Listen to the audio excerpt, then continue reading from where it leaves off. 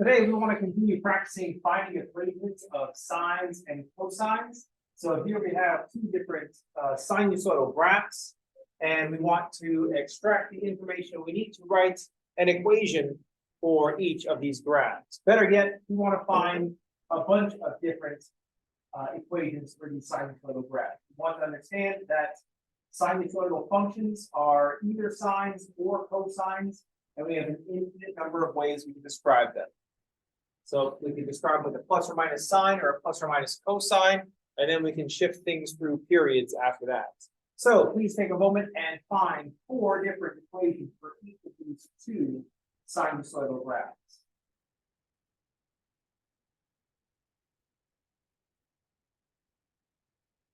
All right, let's go over the details that we have here. Now, in this case, in the case of the first graph, I've given you 2 points. Again, you hear 3, -1 at that middle going up, and then the top next to it is an 8, 7. So we want to extract vertical information, and then we'll extract horizontal information. First, we can see that the vertical information. The easiest thing that we'll have to get is where the middle is. The middle is going to be where it's just going to be the y-coordinate of all the points along the middle. So that's going to be easiest to find. The next thing we notice is that the top is at 7. The top is at 7. And so the distance from the middle to the top is going to be the amplitude. So to find the amplitude, just take the top and subtract the bottom. So for the amplitude, we'll just take the top at 7 and subtract the bottom, or sorry, the middle, which is at -1. It's a little bit different than we had yesterday. Yesterday, we had a point at the top and a point at the bottom. That was going to be 2 amplitudes. From the top to the middle is just 1 amplitude. So this will tell us what the amplitude needs to be. 7 minus a -1 is 8.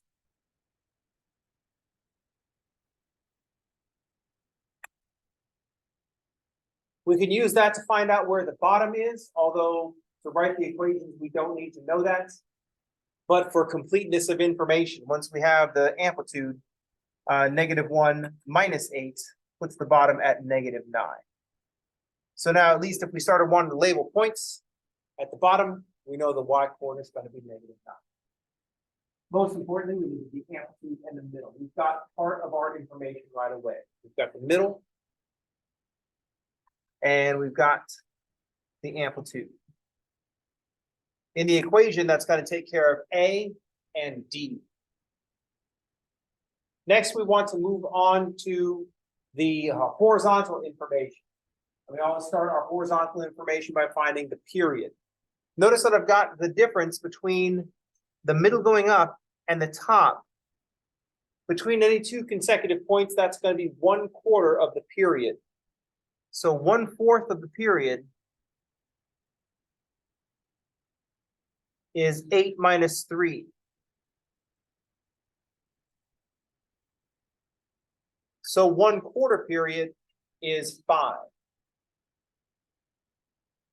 We want to know where 1/4 of the period is so we know how far apart our main points are. Since 1/4 of the period is 5, the period is going to be 4 of those.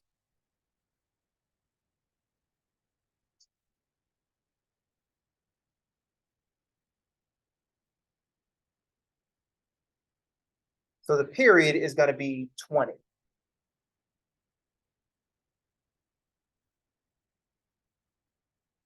The 20 is not going to go into our equation. The period is describing the length of 1 cycle.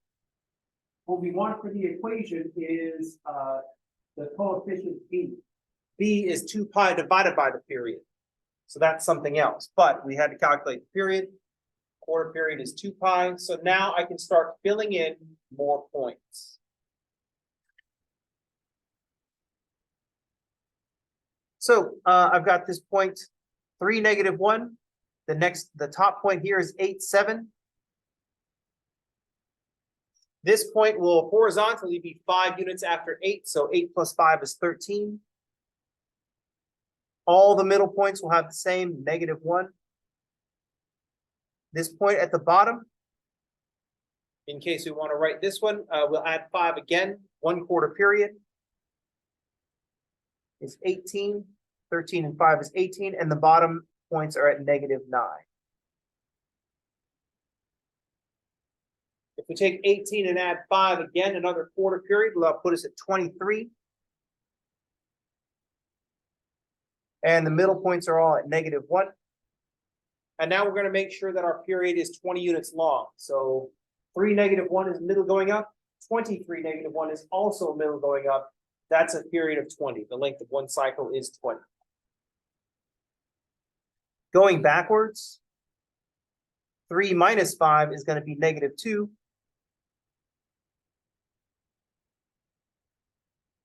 And then the previous middle going down will be -2, -5, or -7.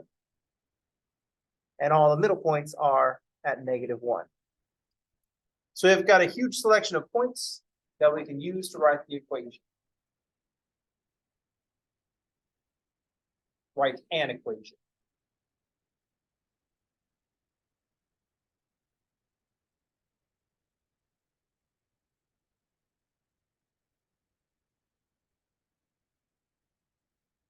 Questions?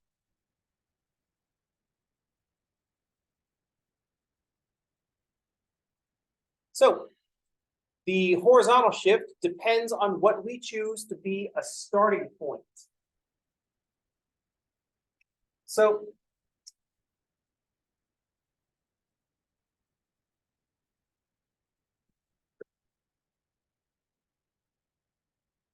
perfect. So for graph A, we have our vertical information. The amplitude is equal to 8. And the middle is equal to -1. The amplitude is 8 and the middle is at -1. So this means that A is going to equal 8 and D is going to be -1. Our period is 20. But the number that we want to put into our equation is 2 pi divided by the period.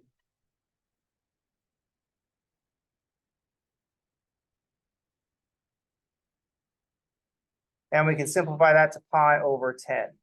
So pi over 10 is going to be the coefficient of x. These three are the same in any equation that we're going to write. The amplitude, the middle, the vertical stuff, and the period aren't going to be changing. What is going to be changing is what we consider the starting point. If we just needed one equation, a good place to start would be at 3 - 1, which is the middle going up. So if we think of that as our starting point, if I think start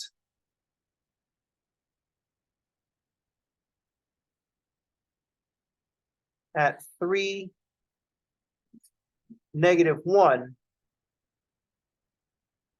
this would be the middle going up, and so we'll use positive sign.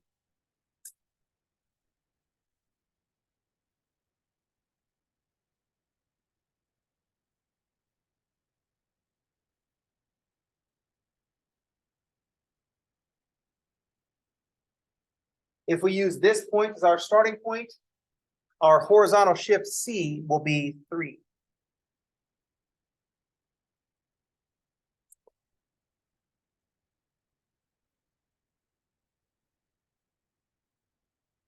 Now we can write our equation. Y is equal to A, which is 8. We're using positive sign.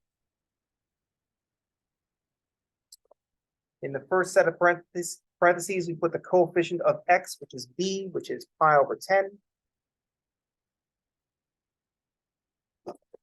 And then in parentheses, so we can see the horizontal shift, we write x minus, and then we write c, which is 3. Then we close the x minus, close the argument of sign, and then we write d. So here is the positive sign version, or positive sign equation for our sinusoidal graph.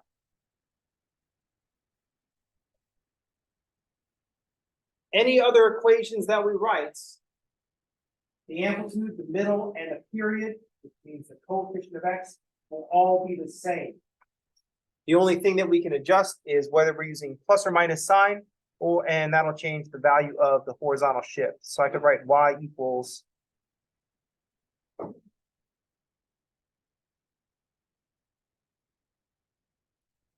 the coefficient will stay the same. The pi over 10 will stay the same. And the vertical shift will stay the same. The middle will stay the same. The blanks we have to fill in are what we consider to be zero and whether it means plus or minus sine or cosine.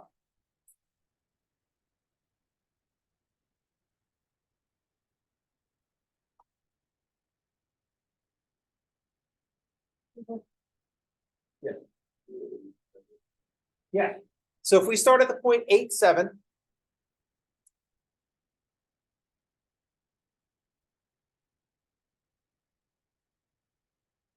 we identify what kind of point that is. 8,7 is a point at the top. Since it's a point at the top, we're going to use positive cosine.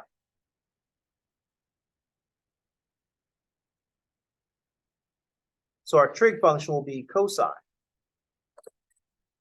And then our value of c is just whatever the x coordinate of the point we're starting at is. So c is equal to 8. So we just drop an 8.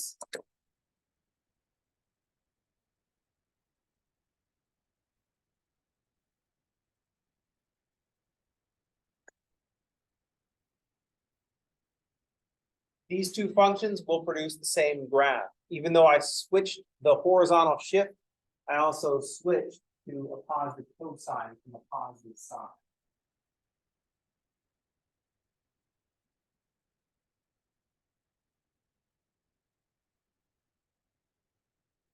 These equations, sine and cosine, are always going to be just a quarter period apart from each other.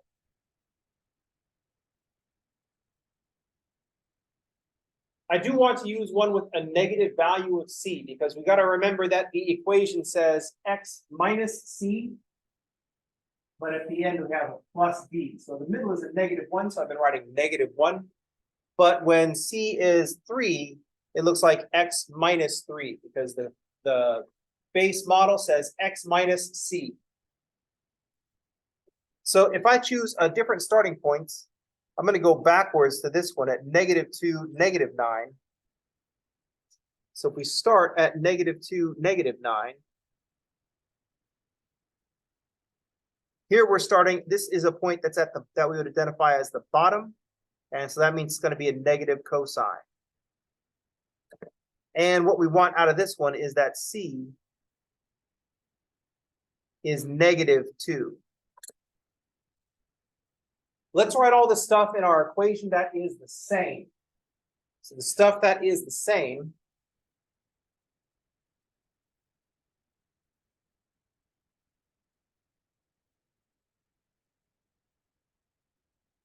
the amplitude is the same, still 8. The coefficient of x, which we got from the period, is still the same at pi over 10. The middle is still -1. Since I have chosen to think of the starting point as the bottom, I'm going to write a negative cosine function. We split that part up, put the negative in front of the amplitude, and then we write cosine. And since c is -2, and since I've already got this form x minus c, -2 is x minus a -2.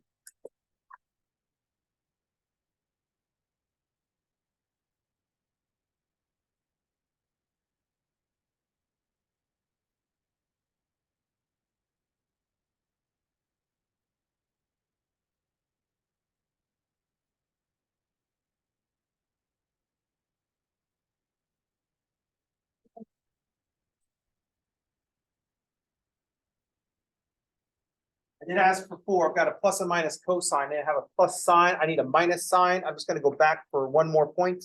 I like this negative x. So -7, -1 is where we're going to be our last start.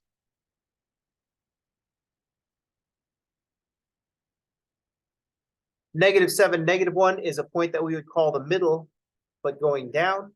So that means we're going to use a minus sign. And for this point, C is a -7.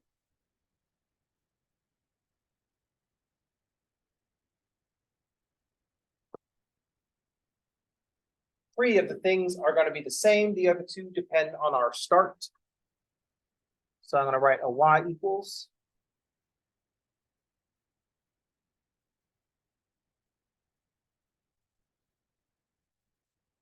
Our amplitude is still 8. Our coefficient of x is still pi/10.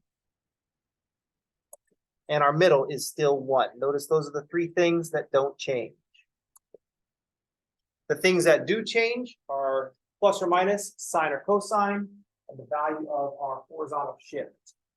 In this case, we're writing this as a minus sign, so I'll have a minus and a sign. And C is a -7. If I start off by writing x minus, then to write -7, I just make the minus a plus. So x minus -7.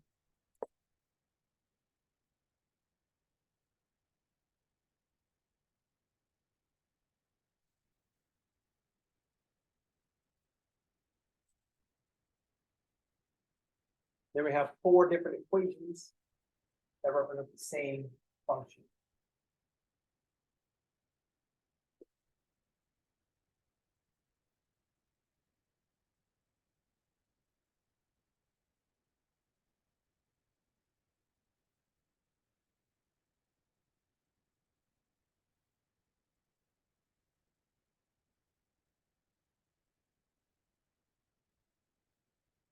So if I graph 8 times the sine of pi/10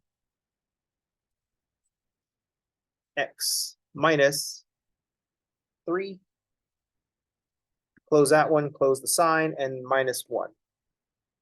And then zoom out a little bit. We should see our middle is -1. Let's see.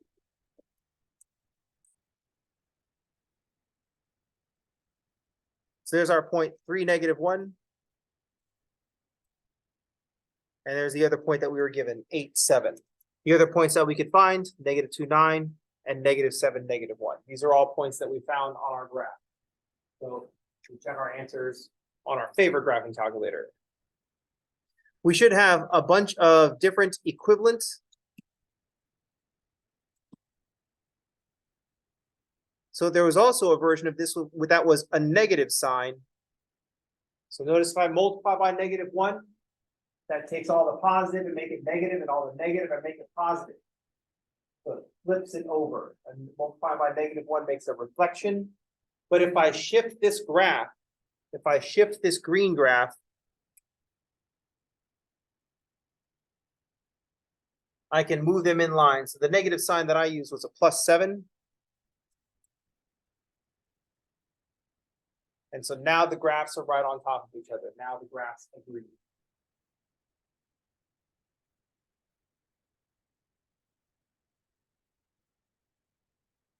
We had a version of this graph that was a cosine.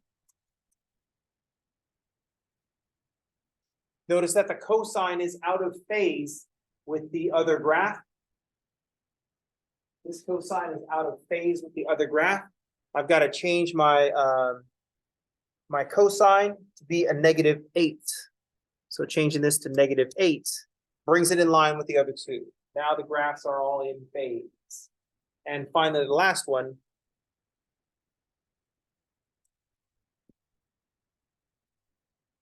was a negative cosine.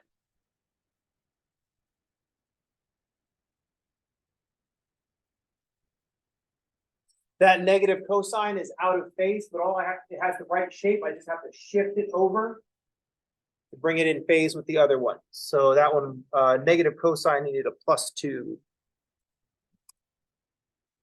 That was one of the values that we used.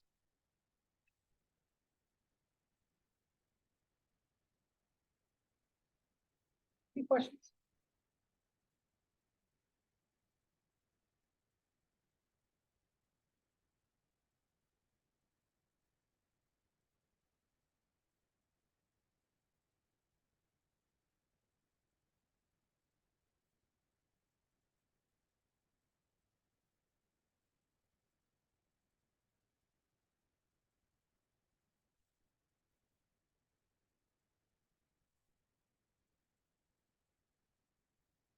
So we can see that if we change that phase shift,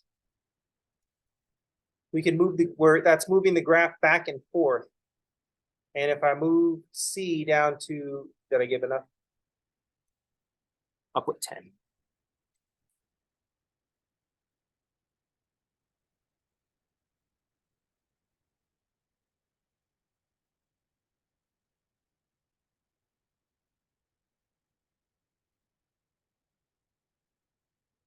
By changing the value of the C, I could shift this, and if I shift it enough, if I shift it by one full cycle, I just have the graphs go back into phase. How's everybody okay? A lot of times when you see this discussed, you'll see phase shift and horizontal shift used intermittently. If you want to be super pedantic about things, they're different. About things, they are different. The horizontal, what we're doing is figuring out a horizontal shift to the graph we have. If we have two that are different, then we would say that they're out of phase, and we can calculate the phase shift. The phase shift in this case would just be the difference between these two tops, for example. Here's 8, and the top of this one is at 12. So there's a phase shift of 12. That's how far these two are out of phase. If you're only talking about one graph, does it really make sense to say phase shift? I think people say phase shift because it sounds cooler than saying horizontal shift. That's the word phase.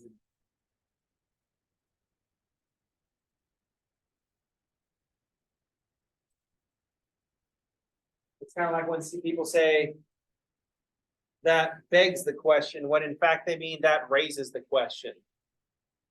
Because now begs the question means the same as raises a question.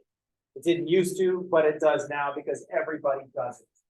And if everybody does it, then that's how it works. That's how language works. That's why math is so annoying, because that's not how math is. You know what I mean? Like if you use literally for emphasis, I'm literally dying right now. That's fine. Everybody does it. That's what it means now. You know what I mean? You don't get to be like, oh, that's not what that means. If everybody's doing it, that's what it means now. Math isn't like that. Math's like, oh, nah, 2 + 3 is 5.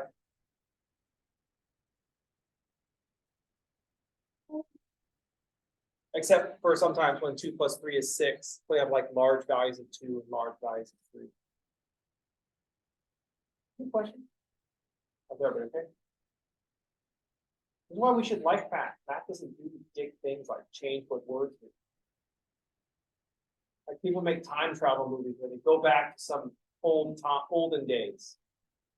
You'd have a really hard time communicating with people. You know what I mean?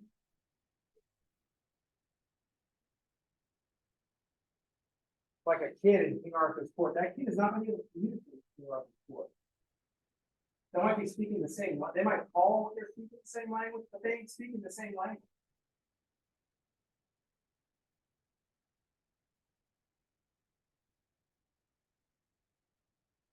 You know what I mean?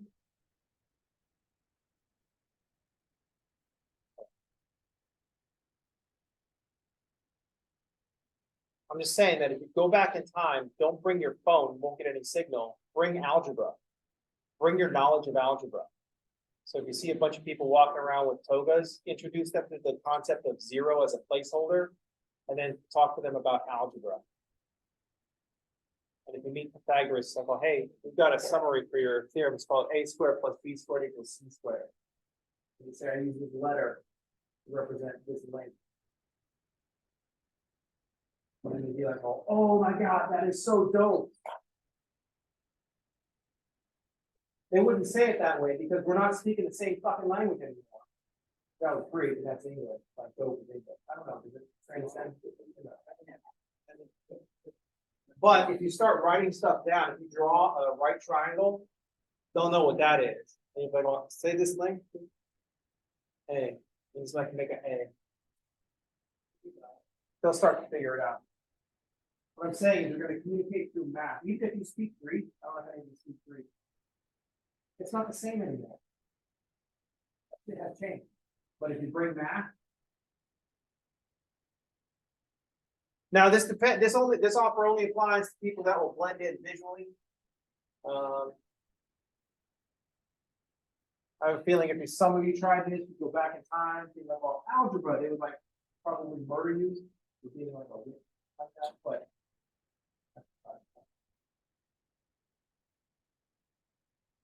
bring that, bring out, not your phone. You're like, oh, watch this. You get your iPhone is serious. You're like, oh, I'm having a signal. I don't know what the fuck you expect me to do. It's 2,000 years before I was made. Any questions? Comments? It's not even mine. Yeah.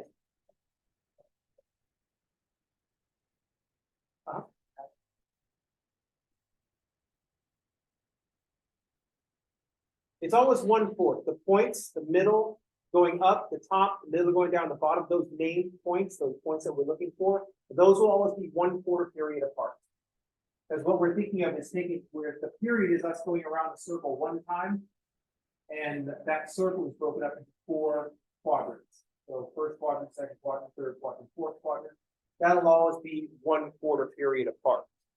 Now, the twist that I've thrown in this second graph is that we have not 1/4 or 2/4, but 3/4 of a period. So from -2 to 7, that's a distance of 9. That's 3/4 of a period. But if it's 3/4 of a period is equal to 9, 1/4 of a period is equal to some number that I'm sure you'll be able to figure out. Can you get the problem I'm not going to be doing today? All right. Any other questions? All right, if there are no other questions, that's going to do it for today. Wednesday, that's going to do it for this week. I will see you all on Monday.